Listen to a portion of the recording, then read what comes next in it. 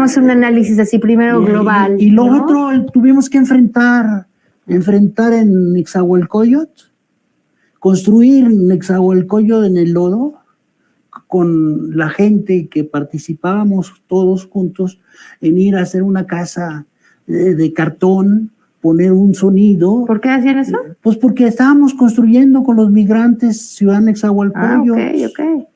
Y entonces, y enfrentar al Barrapén, la policía más corrupta de México. Oye, y en relación a todo este proceso que se vivió, sí es bien interesante que lo hayas vivido como ciudadano, como habitante, después ya como actor político, como activista en muchos sentidos, como conformador de diferentes organizaciones. ¿Cómo viste estas elecciones en este momento? ¿Qué diferencia hay de todo aquel proceso que se intentaba antes del 2018 en el Estado de México? No es necesario preguntarnos qué pasaba, pero sí cómo es que pasaba, cómo es que se lograba validar una vez y otra vez y otra vez la elección de un gobierno priista, aunque toda la inconformidad la vivíamos como ciudadanos codo a codo, casa a casa. ¿Qué nivel de operación política anterior? Pues era una maquinaria muy fuerte económicamente, arraigada en la mayoría de los municipios, dirigida por la dinastía de Atlacomulco, pues el Mazo primero, el Mazo segundo, el Mazo tercero, Peña Nieto, todos ellos haciendo, por ejemplo, Montiel un castillo en Francia. O sea, era una corrupción tremenda.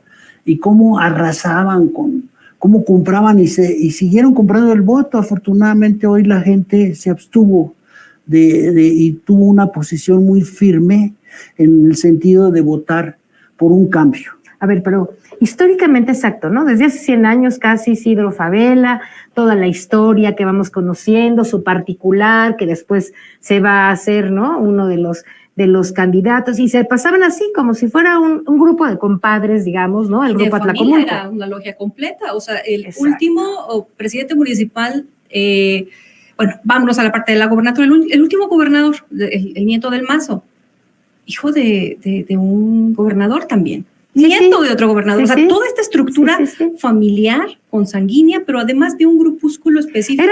Mira, uno era el amigo, luego el secretario particular, luego el particular ya hacía el negocio, pero luego ya iba a ser, hay muchos nombres, apellidos, ¿no? Los Monroy, los Peña, los del Mazo, todas Vélez, ¿no? Un particular que hubo ahí de uno de los, y además ponían a sus amigos en los lugares de los municipios, ¿no?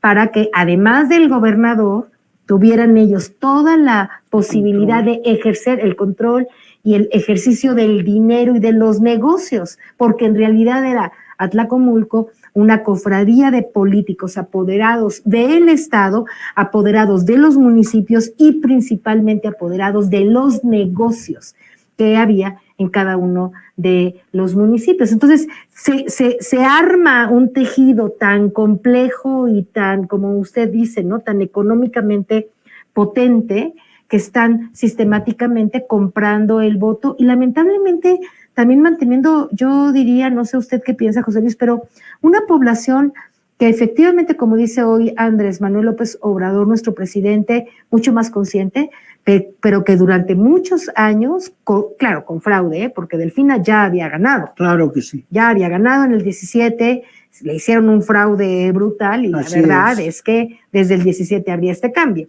Pero digamos que en tiempos anteriores había esta operación política y una población que a lo mejor todavía no estaba tan convencida del cambio. ¿A qué será imputable el hecho de que la gente con el voto todavía no pudimos impulsar los cambios necesarios en el Estado de México? Pues el PRI era una estructura, y ahora aliada con la derecha, una estructura de control económico, político y social. Exacto. Porque no solamente controlaba políticamente a la gente, sino también los recursos económicos del Estado. 300,000 millones de pesos de presupuesto anual. ¿En dónde quedaban? ¿Cómo se distribuían? ¿Qué obras se hacían en el Estado de México? Digamos, el Estado de México nos sentimos el segundo patio, pero nos avientan agua negra de manera permanente en el canal de desagüe que se convierte en el río Tula, y es así el tratamiento que nos dan.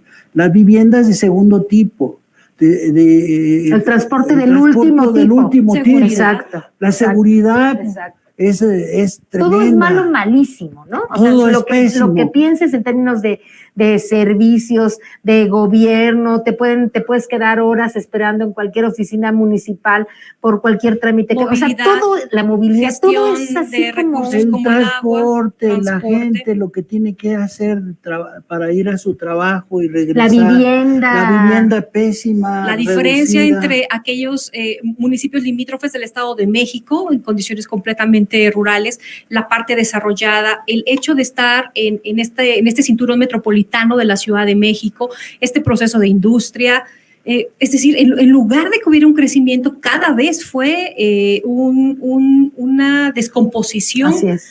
Terrible, no solo social. La corrupción es el tema, yo creo que en todo México lo fue antes de Andrés Manuel, y por eso él tanto énfasis le puso al tema de la corrupción, Nancy. Pero esto que estás diciendo era cómo cada cosa se fue depauperando y haciendo peor en todos los términos, porque hay tanta corrupción en donde lo mires, el transporte, ¿no? La vivienda, los programas sociales. Hoy lo dijo el presidente en la mañana, el tren que estaba planeado para construirse con 30 mil millones de pesos, acabará costando más de 90 mil millones de pesos, 3 veces más. Y es lo que suponemos que iba a pasar con el aeropuerto. O sea, habían presupuestado 300 millones. El día de ayer que se corroboró. 300 mil millones y seguramente iban a acabar costando 3 veces más. Igual además, que ese además un cálculo para el aeropuerto que implicaba el mantenimiento correctivo permanente. Permanente, no preventivo, correctivo. No, era una chinampa. El aeropuerto de Texcoco era una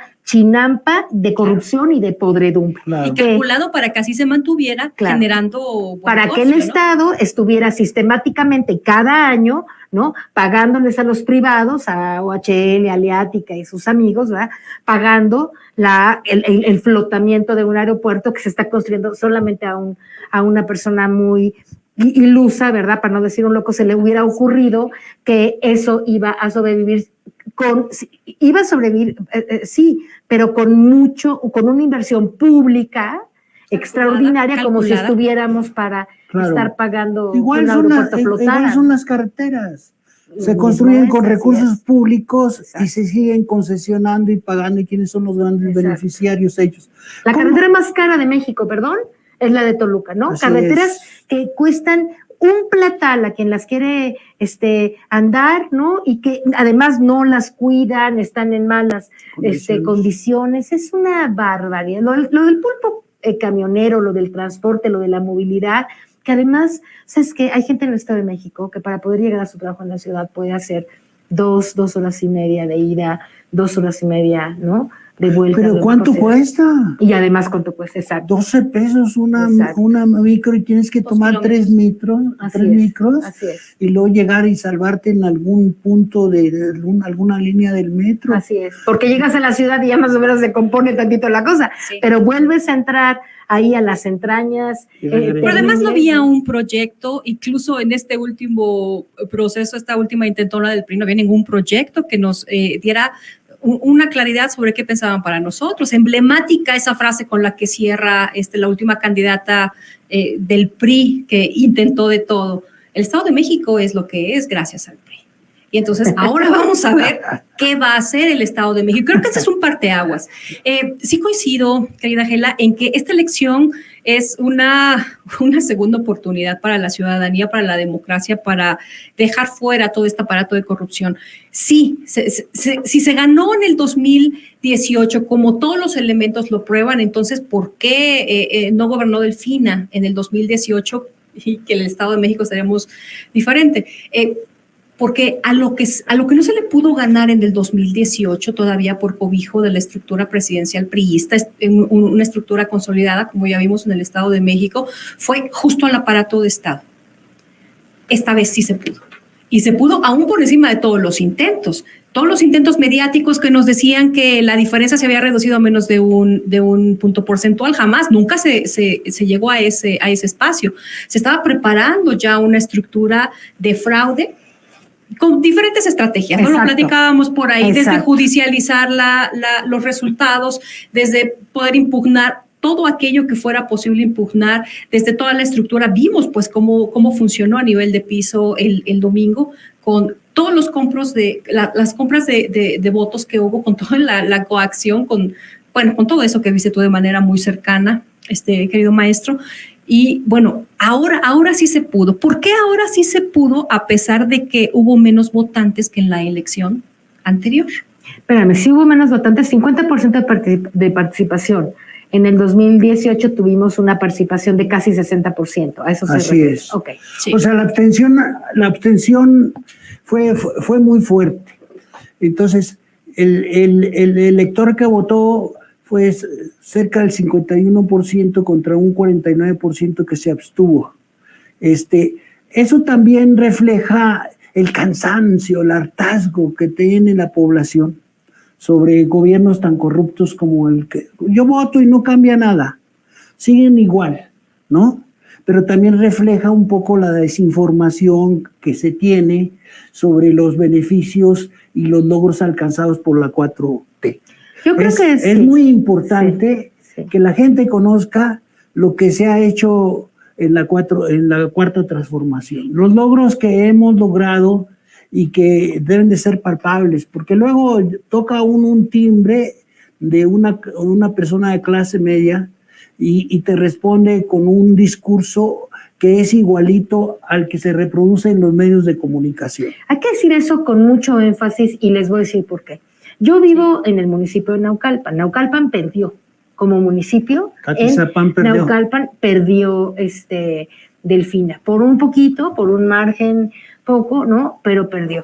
Y tú efectivamente vas a la calle, en este cinturón azul que le llamaban, ustedes también viven en parte de esto, en este cinturón azul hay una gran población de clase media, media baja y media alta, ¿no? Satélite y luego Cuautitlán, Atizapán, etcétera. Y entonces, Tlalnepantla, y entonces hay mucha gente que pertenece a una clase que le sigue creyendo a Loret de Mola y a Larraqui y que sigue leyendo Reforma y que sigue repitiendo. Es una cosa muy extraña, ¿no? Porque siguen diciendo, es que vamos a hacer como Cuba, vamos a hacer como Venezuela.